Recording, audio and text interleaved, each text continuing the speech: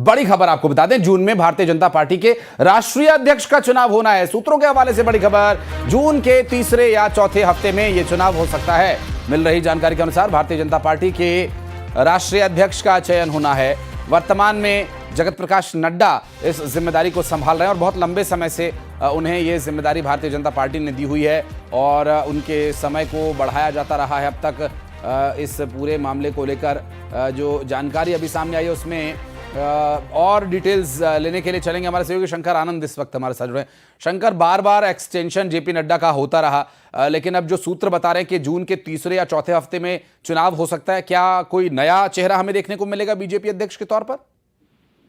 निश्चित तौर पर देखिए, बीजेपी जो एक देश की नहीं बल्कि विश्व में एक बहुत बड़ी पार्टी के तौर पे जाना जाता है।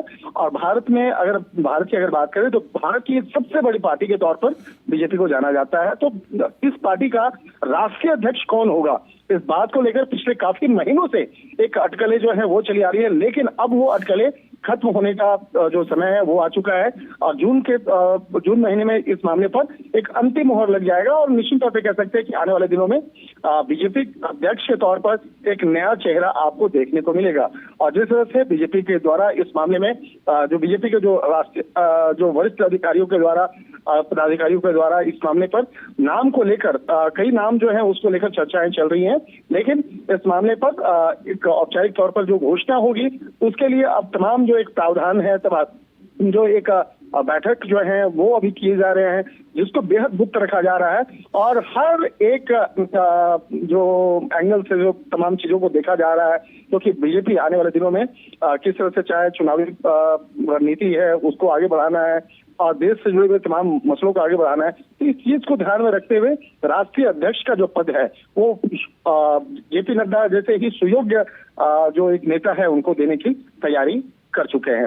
लेकिन अगला अध्यक्ष कौन होगा उस नाम पर भी फिलहाल अभी मोहर नहीं लगी है और इस नाम पर जल्द ही औपचारिक तौर पर मोहर लगने की संभावना जताई जा रही है। वह भी क्या शंकर, और जैसा कि आप बता रहे हैं कि चुनाव होगा तो निश्चित रूप से भारतीय जनता पार्टी अब इस पूरी प्रक्रिया को लेकर तैयारी में जुटी होगी। हालांकि सूत्रों के हवाले से भी जानकारी है और ऑफिशियल अनाउंसमेंट होना बाकी है।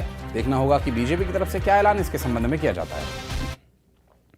और प्रधानमंत्री नरेंद्र मोदी का पाकिस्तान पर करारा जुबानी प्रहार, पाकिस्तान के आतंकी ठिकानों को तबाह किया, आतंकियों ने भारत को बांटने की साजिश की, पाकिस्तान ने बौखलाकर हमारे नागरिकों पर हमला किया। ऑपरेशन सिंदूर से सेना ने पाकिस्तान के आतंकियों और वहां के आतंकी सैनिकों और सेनाध्यक्षों को करारा जवाब दिया है। मिल रही जानकारी के अनुसार प्रधानमंत्री नरेंद्र मोदी कहा, आज भारत पहले से ज्यादा एकजुट है।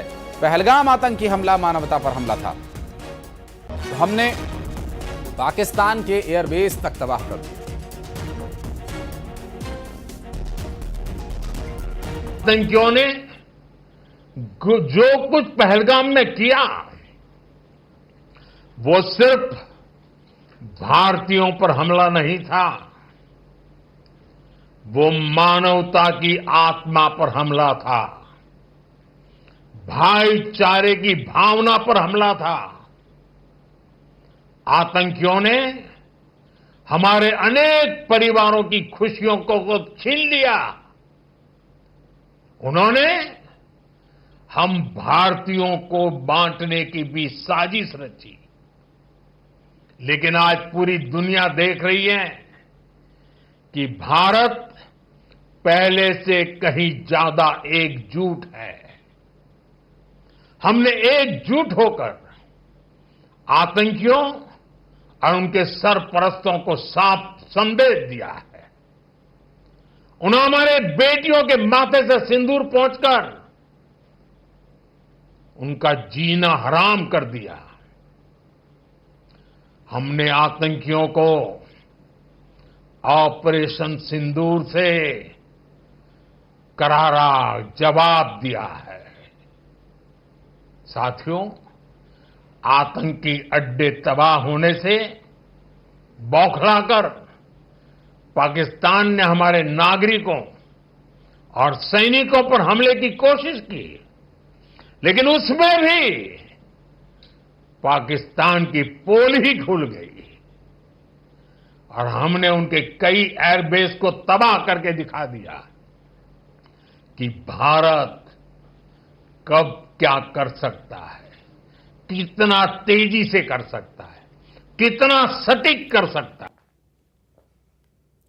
और चित्रकूट में सेनाध्यक्ष उपेंद्र द्विवेदी ने जगतगुरु श्री राम भद्राचार्य से मुलाकात की और इस दौरान उन्होंने जगतगुरु श्री राम भद्राचार्य जी से गुरु दीक्षा भी ली, जिसके बाद राम भद्राचार्य जी ने उनसे दक्षिणा में पीओके की मांग कर ली। उन्होंने बताया कि सेनाध्यक्ष ने पीओके को लेकर कहा जरूर मिलेगा।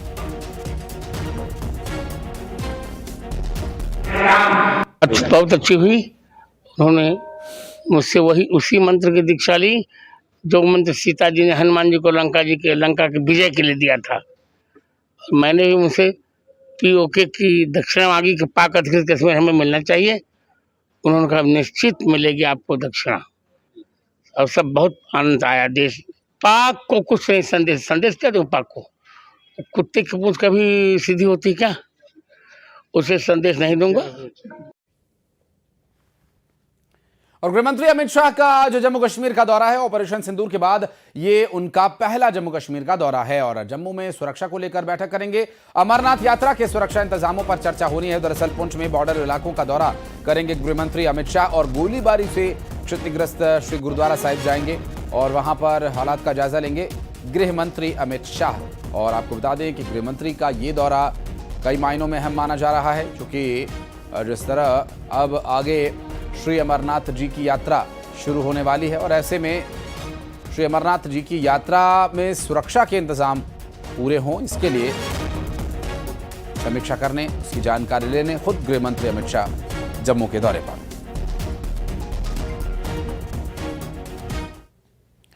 और भारत में कोविड-19 के मामले लगातार बढ़ रहे हैं। अब देश में कोरोना मरीजों की संख्या 1200 के पार पहुंच गई है। सरकारी आंकड़ों के मुताबिक देश में कुल सक्रिय मामलों की संख्या अब 1250 से ज्यादा हो गई है, जिनमें से 752 नए केस हाल ही में सामने आए हैं। मध्य प्रदेश में कोरोना के 4 नए मामले सामने आ चुके हैं और मध्य प्रदेश में कोरोना मरीजों की संख्या अब 10 हो गई है। वहीं सबसे ज्यादा मामले केरल से रिपोर्ट हुए हैं, तो 430 लोग संक्रमित पाए गए हैं। महाराष्ट्र में 208, दिल्ली में 104, कर्नाटका में 47 एक्टिव केसेस दर्ज किए गए हैं।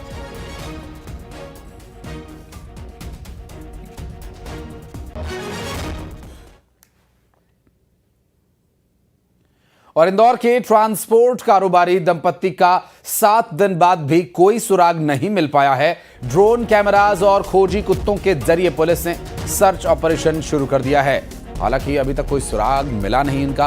कारोबारी राजा रघुवंशी और उनकी पत्नी सोनम घूमने के लिए शिलांग गए हुए थे। इस बीच इंदौर से बीजेपी के सांसद शंकर लालवानी के साथ राजा के भाई विपिन रघुवंशी ने डीजीपी से मुलाकात की और बताया जा रहा है कि बारिश की वजह से सर्च अभियान चलाए जाने में काफी दिक्कत आ रही है। तो वहीं राजा रघुवंशी के परिवार ने जानकारी देने वालों के लिए 5 लाख रुपए का इनाम भी घोषित किया है।